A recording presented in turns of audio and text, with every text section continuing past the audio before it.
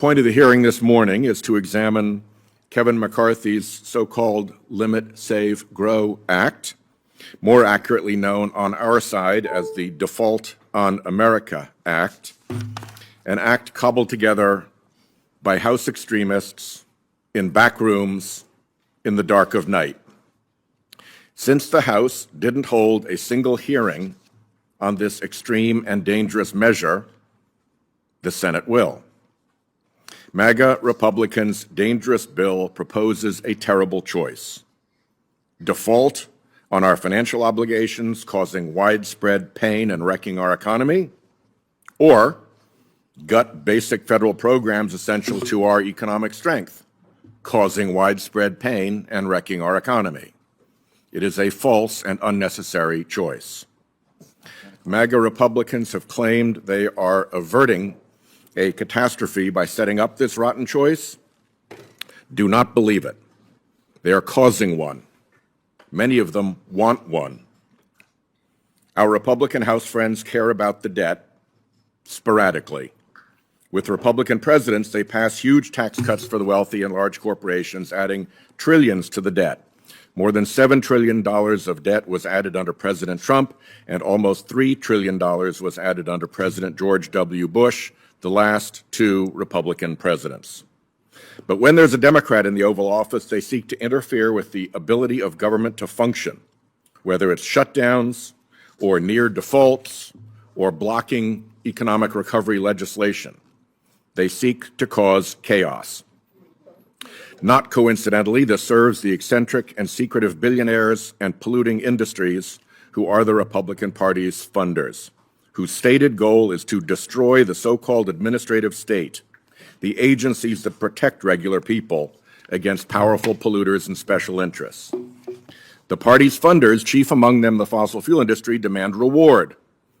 And 275 out of 315 pages of the dirty Default on America bill are devoted to giveaways to the fossil fuel industry. 275 out of 315 pages. What is the history here? Since Bill Clinton took office 30 years ago, Congress has raised or suspended the debt limit on 24 separate occasions, 14 times under Democratic presidents and 10 times under Republican presidents. We've raised it under divided Congresses and under unified ones. We've even raised the debt limit twice under unified Republican control, with no strings attached, with President Trump in office. And 2 of the 3 times we raised the debt limit under President Trump were paired with spending increases. On Monday, Leader Schumer, along with Senators Murray, Wyden, and I, introduced a 2-page bill to stave off default through the end of 2024. The section that would actually suspend the debt limit is 31 words. The Senate should pass this bill immediately, particularly as we learned on Tuesday that Treasury could run out of funds as soon as June 1st. Attempting to extract partisan policy concessions with threats to intentionally drive the American economy off a cliff is the very definition of extremism. Democrats haven't threatened default unless Congress also passes gun control legislation or climate legislation, even though those are desperately needed policies with broad popular support. Why not? Because crashing the global economy, if we don't get what we want, isn't policymaking. It's hostage-taking and it's extremism. So let's examine the 2 terrible options the dirty DOA bill tees up. Option 1 is the Republican default option. What will that cost? Dr. Zandi estimates that a default of even just a few days would lead to a recession, cost close to 1 million jobs, and raise unemployment from 3.4% to 5%. A longer default would cost over 7 million jobs and push the unemployment rate over 8%. Interest rates on car loans, mortgages, and credit cards would rise for decades.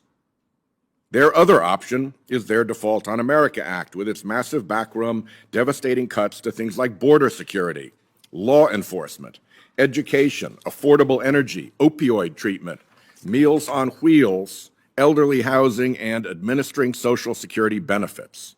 Supports vital to our economic growth and well-being.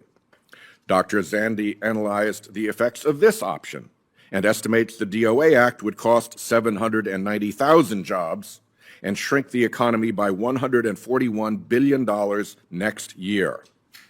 We're supposed to choose between 790,000 and nearly 1 million jobs lost, between recession and a $141 billion hit to the economy.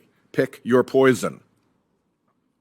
It's a false choice, and we shouldn't go either way. In addition to the cuts, the bill imposes what it calls 1% caps. Those caps on discretionary spending will affect a huge swath of what the government does, including the Defense Department and veterans' health care. Republicans maintain that defense and veterans would not be cut, but no exemption for veterans appears in the 315 pages. When Congress imposes spending caps, defense and veterans programs get the squeeze, along with everything else. Even if defense and veterans health programs were allowed to grow with inflation, that just shifts cuts to the remaining discretionary programs. Under this future, law enforcement, child nutrition, and scientific research would all be cut 33% below baseline next year. And by 2033, they'd be cut 60%. Even the Republican chairman of the House subcommittee that oversees transportation and housing spending implied that the proposed cuts are, quote, essentially unworkable. Here are some gems. Republicans' DOA Act would rescind the extra funding we provided to the IRS to go after wealthy tax cheats and serve Americans better.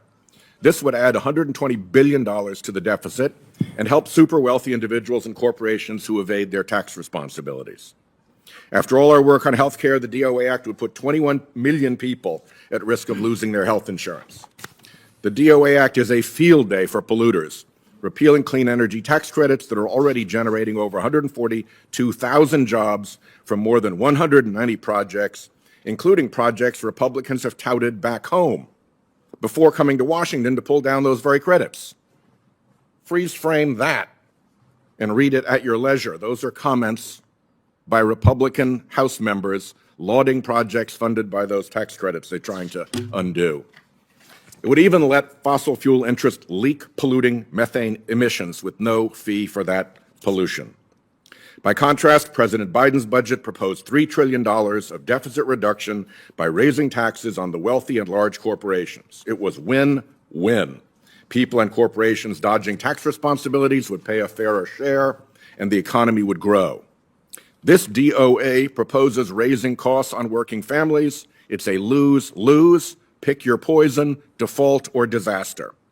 Simply put, we must raise the debt limit, we must do it now, and we must do it without wrecking lives and livelihoods to appease eccentric billionaires.